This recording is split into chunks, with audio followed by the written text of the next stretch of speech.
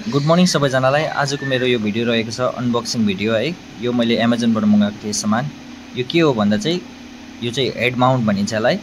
यो action camera भयो, GoPro भयो, सबै यसरी यहाँनिर यो हेडमा लगाएर चाहिँ तपाईले भिडियो बनाउन सक्नुहुनेछ। यो भिडियोको साथसाथै म तपाईलाई स्याम्पल भिडियो पनि यसमा मैले हालेको छु है।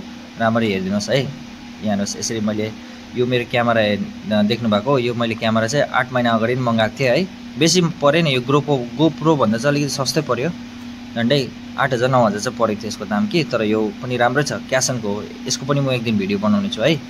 यहाँ हेर्दिनुहोस् है, यसरी टक्क हेडमा लगाएपछि तपाईले जे हेर्नुहुन्छ त्यो नै अब तपाईले यो क्यामेराले देखिन्छ भनौँ न। अब यो चाहिँ मेरो स्याम्पल भिडियो है। यो चाहिँ जस्ट ट्राईको लागि मात्रै गरेको थिएँ है। तपाईको अगाडि म इन्स्ट्यान्टली भिडियो बनाउँछु भनेर चाहिँ यो मैले हेरेको है। यसरी यो यस्तो देखिन्छ तपाईले भिडियो बनाउन थाल्यो भने चाहिँ है।